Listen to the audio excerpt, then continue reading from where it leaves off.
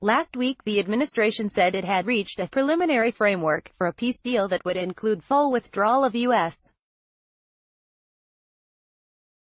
troops in exchange for Taliban commitments to do what is necessary to prevent Afghanistan from ever becoming a platform for international terrorist groups or individuals. To proceed, Afghan officials would have to be included in future talks, a condition the Taliban has refused in the past.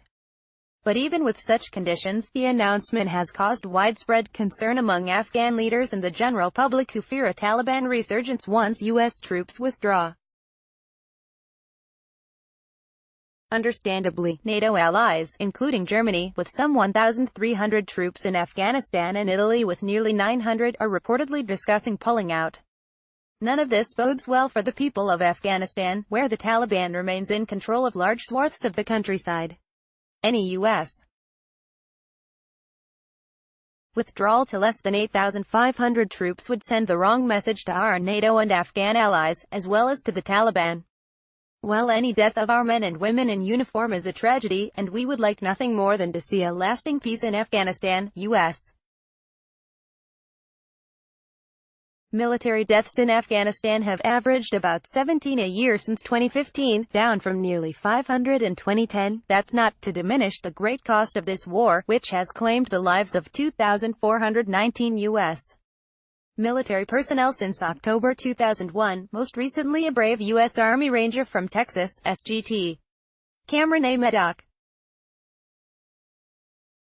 At the same time, tens of thousands of Afghans have given their lives defending their young democracy from Taliban, Islamic State terrorists, and other extremists who would roll back dramatic advances in childhood and adult education, women's rights, freedom of expression, and freedom of religion, not to mention economic progress resulting from new trading partners and foreign investment. As Elliot A. Cohen, a counselor to the State Department under President George W.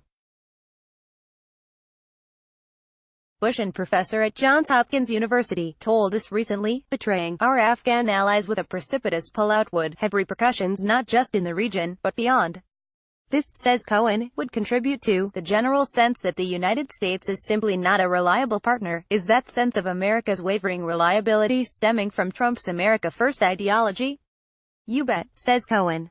And what staggers me is that so many people seem to have forgotten that the last iteration of America First ended at Pearl Harbor. Which is worth thinking about. We know the U.S. Senate is thinking about it. Last Thursday, 68 senators, in a rare supermajority and a clear rebuke to the president, voted in favor of a resolution warning that a precipitous withdrawal of U.S. forces from Afghanistan and Syria could allow terrorists to regroup, destabilize critical regions, and create vacuums that could be filled by Iran or Russia. That wouldn't put America first, or make our post-9/11 world any safer.